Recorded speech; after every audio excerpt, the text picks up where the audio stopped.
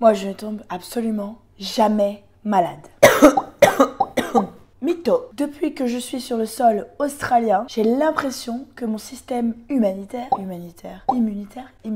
c'est le mot que je cherchais, me joue des tours. Pour me mettre dans le bain de l'Australie, je suis tombée malade dans les premiers jours où je suis arrivée. Mais attention, j'ai fait comme tout le monde. J'ai blâmé la fatigue, le décalage horaire, le choc thermique et mon préféré. Celle-ci, on l'a tous sortie au moins une fois. C'est la clim dans l'avion qui m'a rendu malade. Vous pouvez faire les innocents. On l'a tous dit au moins une fois. Clairement, c'est ton système immunitaire, c'est de la merde.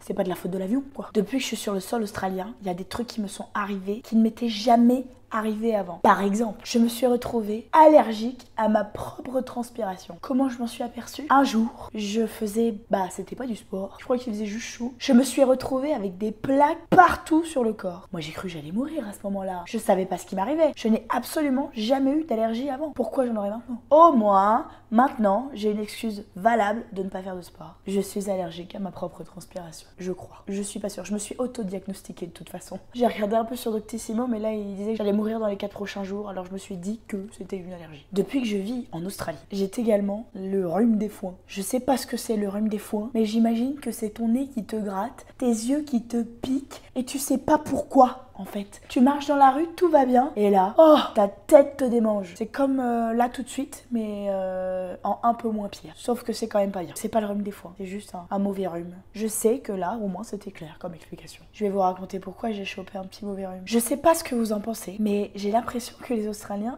sont un petit peu parano. Je dirais même plus hypocondriaques. Pour de vrai.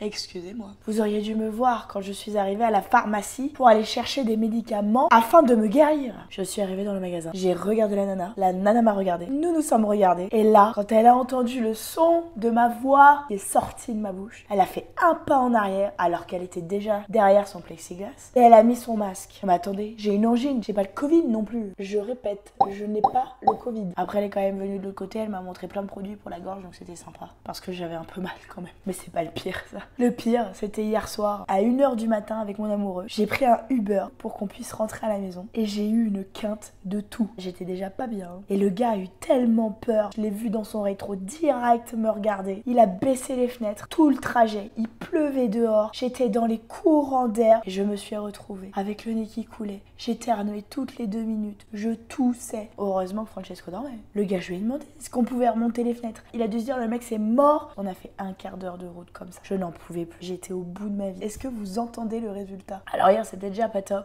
Alors là, je suis au bout du bout. C'est un effort mais monumental afin de vous raconter cette histoire qui est absolument pas drôle d'ailleurs. Mais c'était pour faire une vidéo quoi. Moi je vous jure, le gars de Uber, lui m'a facturé la course. Moi je vais lui facturer le médecin. Parce qu'il faut savoir une chose. En Australie, le médecin c'est entre 80$ et 110$ la consultation. Ça dépend si tu la veux courte ou longue. En gros, si tu t'es auto-diagnostiqué et que tu veux juste une confirmation, tu prends la courte, 80$. Si tu as vraiment besoin de guidance, c'est 110$. Tout le monde va me dire, mais il y a des assurances pour ça. Toutes les assurances ne sont pas prises en charge. En Australie, pour que ton assurance marche, il faut que tu trouves un espèce de partenariat avec les cliniques qu'il y a. Après, ce qui est vraiment bien en Australie, c'est comme je disais, quand tu es malade, on peut aller à la pharmacie. La plupart des médicaments sont quand même en libre service. Alors, une fois avoir checké Doctissimo, t'as juste à aller à la pharmacie, prendre ce que tu as besoin pour guérir la maladie qui mettra fin à tes jours si tu ne le fais pas. Après, il y a plein d'autres avantages d'être malade en Australie. En plus, en période de Covid, c'est absolument génial. Je n'en peux plus. Hier soir, je suis allée à une fête. Me demandez pas pourquoi. On était dehors toute la soirée. J'ai fumé 2-3 clopes. C'était absolument pas bon pour moi. Mais alors, par contre, c'est qu'il y avait au moins 30 personnes quand je suis arrivée. Je me voyais pas du tout dire bonjour à tout le monde. Du coup, j'ai été sauvée. J'ai arrivé, j'ai dit, je me sens un petit peu malade. Oh, tout le monde s'est éloigné. Tout le monde m'a dit bonjour de loin. J'étais ravie. Déjà que j'avais pas trop envie d'y aller, dû mon état. Mais alors là, ils m'ont tous rendu la tâche encore plus facile. Puis en Australie, les gens, ils sont sympas. En Australie, quand t'es malade, tu restes chez toi. Tu vois, tu sors pas. C'est ça qui est bien. Demain, je sais que je ne mets pas les pieds à l'école. Ah bah oui, après mon passage, ils vont mettre le building en quarantaine, là, c'est sûr. Vaut mieux prévenir que guérir. Ah putain, j'aurais dû prévenir ce coup-là. La question que je me pose, c'est est-ce que ça marche aussi pour le travail? Je crois pas. Je peux vous dire que la cuisine, elle est bien plus calme. Anne-Sophie, elle est en train de crever derrière son masque, là. C'est vachement moins drôle, déjà. Moi, c'est Anne-Sophie. Ça fait bientôt 4 ans que je vis en Australie. Je vous avoue que c'est pas la grande forme. Je suis malade en période de Covid. Y a rien de drôle, à part ma tête un peu palote. Et franchement, bon, en vrai, on s'en fout, quoi. Maintenant, vous connaissez le topo. Vous pouvez commenter la vidéo, la partager à vos potes. Et le mieux, c'est que vous pouvez complètement vous abonner à ma chaîne. Aucune inquiétude à avoir. Tout va bien. Quelques semaines, voire quelques mois, peut-être que j'irai mieux. Bien sûr que j'exagère. Mais au moins, la gente masculine se reconnaîtra dans cette vidéo. On peut pas dire le contraire, là. Parce que vous, avec un petit rhume, vous avez l'impression de crever. Bah ouais, c'est pareil. Et je n'ai aucune honte. Du coup, voilà. Là, tu sais que t'as un problème quand ta table basse, elle ressemble à ça. Voilà. On part sur pas mal de médocs.